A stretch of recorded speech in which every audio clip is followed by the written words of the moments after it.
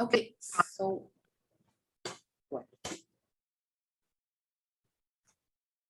thank you again, Barbara. Our talk starts from the well-known observation that in conversation, comprehenders regularly draw inferences that go beyond the literal meaning of what is said. In particular, we focus on one well-known instantiation of this phenomenon called scalar inference, as exemplified by the some but not all inference. Furthermore, we focus on a more recent finding, namely that the likelihood of drawing such an inference in fact varies robustly across lexical scales, and this phenomenon has been termed scalar diversity. In this talk, we do two things. First, we would like to propose a first step towards coming up with a measure to quantify this variation in scalar inference rates across scales using relative entropy. And second, we will test what kind of semantic versus pragmatic manipulations might reduce this variation across lexical scales. I will start by introducing some more background on scalar inference and scalar diversity, and then I will show you two experiments. One will be a replication of the scalar diversity effect with the important inclusion of a semantic manipulation relying on the exhaustive focus particle only. Our second experiment is going to be a pragmatic manipulation, and then in the latter part of the talk, I will introduce our proposed measure of relative entropy to quantify scalar diversity. So in the sentence in one, we have the best known case of scalar inference, sum all. Given the sentence, Mary ate some of the cookies, the scalar inference might be derived that Mary ate some, but not all of the cookies. And in two, we have a similar scalar inference, just relying on a different lexical scale.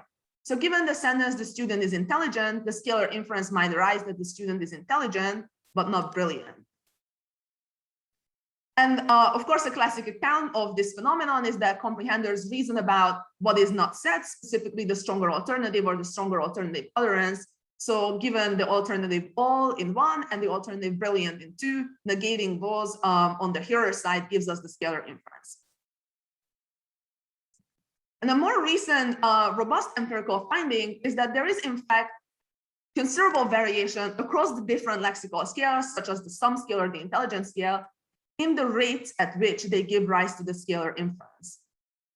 For instance, the sum but not all SI arises much more robustly than the intelligent but not brilliant SI. And this finding comes chiefly originally from Van Til et al.'s paper, who tested 43 different lexical scales. And just to briefly give you a sense of the phenomenon, this is the data, the plot from Van Til et al.'s paper testing their 43 different lexical scales. We will be replicating this diversity observation, so I'll go into it in more detail at that point. The phenomenon of scalar diversity has given rise to the very fruitful research enterprise of trying to explain this variation across scales, trying to identify properties of scales that might explain this variation. But in fact, for today's talk, we set this question aside, and instead we focused on quantifying the variation across scales. In previous work on scalar diversity, this observation that there is variation across lexical scales was largely based on descriptive statistics. For instance, noting that the SI rates from experimental data range from, say, 4% to 100%. Our first goal then is to provide a measure to quantify this, and we will be relying, as I said, on relative entropy to do this. And our second goal today is to probe what potential semantic pragmatic manipulations might actually reduce the observed scalar diversity. The empirical ground on which we build our experiments is a set of different lexical scales, which we arrived at via a corpus study. So in previous work on scalar diversity, the scale sets comprised mostly or entirely of adjectival scales. And while we of course agree that adjectives are an extremely promising ground on which to test semantic and pragmatic theories, our aim with our scale set was to arrive at a somewhat better balance of lexical scales across different grammatical categories. So to this end, we supplemented existing sets of lexical scales with corpus searches from the corpus of contemporary American English, and we filtered our findings using the relevant semantic tests. And we ended up with a final scale set of 60 different lexical scales, which will form the basis of both of the experiments that I'm presenting today. So let us go ahead with our first experiment. It was a web-based experiment where native speakers of American English took part. And in particular, we used an inference task to test the likelihood of calculating an SI from the 60 different scales. So this is the task or the screen that a participant in our experiment would have seen. Each trial had a speaker, Mary, produce a sentence and utterance. For instance, here, Mary says the student is intelligent. And then participants had to answer the following question. Would you conclude from this that Mary thinks the student is not brilliant? And they had the 4 choice options of either answering with a yes or answering with a no. And here we take the yes response to mean that the SI was calculated. So if the participant says, yes, I conclude that Mary thinks a student is not brilliant, that suggests that the SI was calculated, the participant arrived at the intelligent but not brilliant meaning. At the same time, a no response means that the SI was not calculated. And as far as the task goes, this is quite a faithful replication of the original Ventila experiment from their paper. Importantly, in this first experiment, we also have a further manipulation. So what I presented you on the previous screen is what we will be calling the bare SI condition, where Mary's utterance is the student is intelligent. But we also had a further condition where the sentence included the focus particle only. So Mary uttered the student is only intelligent. But then the question, would you conclude from this that etc. and the task was identical?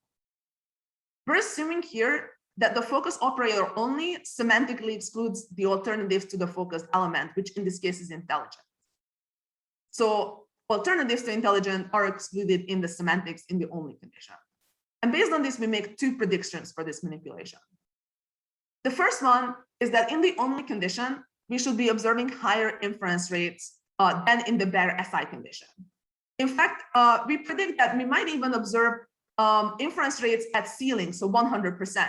Given that, given the semantics of only, the exclusion of alternatives such as brilliant is an entailment and not a cancelable pragmatic inference. So there should almost be no way not to calculate this inference and arrive at the relevant conclusion. And following on from this first prediction, we also predict that in the only condition, as compared to the bare SI condition, scalar diversity might be reduced or it might even be eliminated. And this is, of course, because if we boost inference rates to ceiling, then in each and every scale, the exclusion of the alternative is encoded in the semantics, then there should be no reason why we should find variation across scales. Given these, let's take a look at the results of our first experiment. On this plot, on the x-axis, we have the percentage of yes responses, so the percent of inference calculation across participants. And on the y-axis, we have the 60 different lexical scales that we investigated. And the 2 different colors denote the 2 different conditions. So the yellow bars are the bare SI condition, where the sentence was the student is intelligent, and the black bars denote the only condition, where the sentence was the student is only intelligent. What we observe first is that across the board, for almost every single lexical scale, we find a higher rate of inference calculation with the only condition. Though we also note that contra what we might predict based on the semantics, we don't actually find a ceiling effect. The black bars are always higher than the yellow bars, but it's not the case that the black bars are always at 100%. And impressionistically, descriptively speaking, we might say that the black bars show less robust variation than the yellow bars. So we might say that the only condition did reduce scalar diversity to some extent. But as I will argue, to reach such a conclusion, we need to introduce our measure, which I will do after our second experiment. So first, let's take a look at our second experiment, which introduced a pragmatic manipulation of the question under discussion. Questions under discussion have robustly been shown both in the theoretical and the experimental literature to have an effect on the rate of scalar inference calculation. So compare, for instance, the dialogue in 3. Did Mary eat all of the cookies? The answer is Mary ate some of the cookies. Compare this to the dialogue in 4. Did Mary eat any or some of the cookies? And the answer again is Mary ate some of the cookies.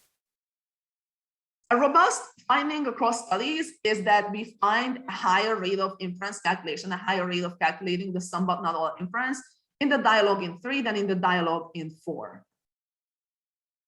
And so we test the effect of such a QUD manipulation where we vary what kind of question precedes the relevant potentially SI triggering statement on scalar diversity on all 60 of our different lexical scales. The second experiment was also done on the web with native speakers of American English. And the basic inference task was identical to that in experiment 1. But importantly, we also introduced a two-condition question under discussion manipulation. So on every trial, Mary's statement was embedded in a dialogue context. And we distinguished the two different conditions. One we call the strong scalar question. So in one condition, Mary's statement was preceded by a question such as, is the student brilliant? Which is a polar question that contains the stronger alternative from that scale. And in contrast, in what we call the weak scalar question, Mary's statement was preceded by a polar question that contains the weak scalar term from that scale. So here is again an example of what a participant could have seen in our experiment. Sue asks, is the student brilliant? And then Mary answers, she is intelligent. So this is the strong scalar question condition. And then the task, would you conclude from this that Mary thinks the student is not brilliant? And responding yes or no is unchanged from experiment 1. As a reminder, responding yes is taken to indicate that the participant has calculated the scalar inference. We make two predictions for this experiment. The first one is that the strong scalar question should result in higher inference rates than the weak scalar question, following on from the robust finding in previous literature that did in fact show this, at least for the sum all scale. And secondly, we entertain a hypothesis arising from our earlier work, where scalar diversity could, in part at least, be a consequence of differences in the implicit QUD that scales evolve.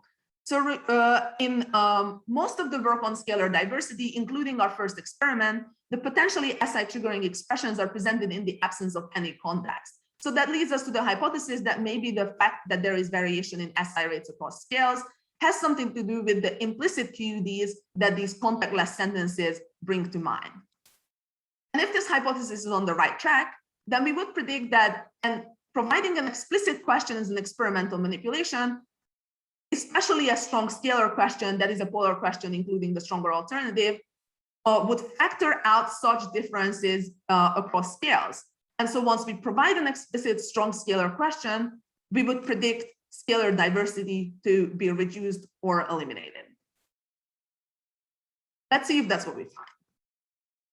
So on this plot, again, on the x-axis, we have the percent of SI calculation, so the percent of yes responses across participants. And same as before, on the y-axis, we have the 60 different lexical scales. And the two colors this time denote the two conditions of our QUD manipulation. The yellow bars represent the weak scalar question, the is the student intelligent question, and the black bars represent the strong scalar question, that is the student brilliant question. Again, we can see that across the board for almost every scale, we did find higher inference rates after the strong scalar question. So the finding and the prediction arising from the theoretical literature, largely on the basis of the sum all scale, does robustly generalize to the variety of different lexical scales. The black bars are always higher than the yellow bars. And once again, just eyeballing the results and trying to draw an impressionistic descriptive generalization, we might say that it seems like there is still variation in both the yellow and the black bars. So it seems like there wasn't much reduction in the variation. But as I said, now I will be moving on to our proposal on how to quantify whether this variation in fact persists or whether it was reduced. To briefly take stock before I get into that, what we have found so far is that a semantic manipulation, so in particular overt exhaustification with the focus particle only, and the pragmatic QUD manipulation, in particular a strong scalar question, have both increased inference calculation rates. And now let's turn to what we can say about whether scalar diversity was reduced. Just as a brief reminder, in previous work, including our own, the observation that there is variation across scales was based on descriptive statistics. Instead, what we would like to suggest as a first step is trying to quantify diversity across scales using relative entropy. So to do this, what we have done is treat the normalized percentage of yes responses, that is, treat the normalized SI rates across the different lexical scales as a probability distribution. And then the basic question that we're asking with this measure is, does a given SI rate provide enough information to identify the scale that it came from? For instance, I see an SI rate of 70%. How much information does that give me about the identity of the lexical scale that this 70% came from? Even more concretely, we compared the experimentally collected sets of SI rates, so the 4 different experimental conditions, compared their entropy to the uniform distribution. The uniform distribution is a hypothetical scenario, of course, in which each scale leads to the exact same SI rate, so there is no diversity whatsoever. And in this situation, the percentage of yes responses gives 0 information about the identity of the scale that it came from, and scales cannot be identified by their associated SI rates, because of course, all scales led to the exact same SI rate. So the resulting measure from this comparison is relative entropy, which in our particular case is the entropy of the uniform distribution minus the entropy of the given SI rate, so minus the entropy of the SI rates from the bare SI condition, the only condition, the strong scalar condition, or the weak scalar QUD condition. And this is what we use to quantify how diverse the SI rates are and try to answer the question, did either manipulation reduce diversity? On this slide, I actually give you the equation that we used to calculate relative entropy. In this equation, P of X is the observed percentage of yes responses across scales. The fancy X represents the finite set over which we calculated the probability distribution. So that's essentially our items. And Q of X is the uniform distribution. Now let's take a look at our findings from this. So what values of relative entropy did we actually obtain from our 4 conditions in the 2 experiments? Before we get into that, some useful benchmarks on how to interpret the relative entropy values. So suppose a set of SI rates from an experiment is actually uniform. There is absolutely no variation. In this case, the relative entropy is 0 because what we're doing is comparing to the uniform distribution itself. So if there was no variation at all, we would be expecting a relative entropy value of 0. And given this setup, there is no unique maximal value to compare to. But what we think is a useful benchmark is to compare to this hypothetical scenario. So if we evenly distribute our 60 different items, the 60 different lexical scales, over a scale that ranges from 0 to 100, so the potential rates of SI calculation, then this hypothetical SI rate scenario would give us a relative entropy of 0.2912. Having set up these benchmarks, let's see actually what we found. So the relative entropy measures obtained from our actual experiments were as follows. The bare SI condition, so the replication of scalar diversity from experiment 1, gave us a relative entropy value of 0.466.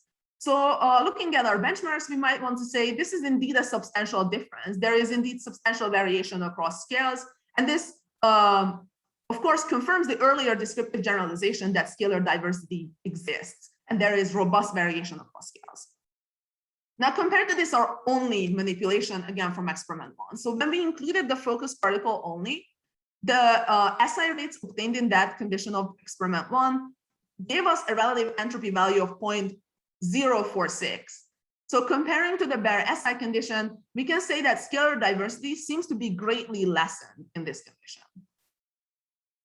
The weak scalar QUD condition from experiment 1 patterned with the bare SI condition, and it yielded a relative entropy value of 0.404. And then lastly, the strong scalar QUD from experiment 2 fell somewhere in the middle, yielding a relative entropy value of 0.137. So it seems like the strong scalar QUD condition yielded a relative entropy value that is still higher than, say, the only condition. Taking stock now of what we have found in our 2 experiments. First, we found that a semantic and a pragmatic manipulation are alike in that they both led to an increased inference rates. Both the particle only and the strong scalar QUD led to SI rates increasing. And then only, furthermore, seems to have substantially reduced scalar diversity, which we predicted, given that only excludes alternatives in the semantics, so the exclusion of alternatives is not a cancelable pragmatic inference. And we can think of it as a local semantic queue to reason about alternatives. And it seems that this kind of queue, encoding this inference in the semantics, not only leads to increased inference rates, but it leads to a substantial reduction in the diversity across scales. And what we found further is that the strong scalar QUD also reduced scalar diversity, but to a lesser extent. So what we can think of as a more global pragmatic queue to reason about alternatives did raise the inference rates, but it didn't reduce a scalar diversity as much, even though it did so to some extent. And lastly, the weak scalar QUD condition didn't reduce scalar diversity at all, but this should be no surprise given that we largely used it as a neutral baseline. So to very briefly conclude, what we have done in today's talk is replicate scalar diversity on a set of scale spanning grammatical categories. And we proposed the first attempt at actually quantifying how diverse the inference rates are relying on the measure of relative entropy. And we found that a pragmatic and a semantic manipulation both lead to increased rates of inference calculation.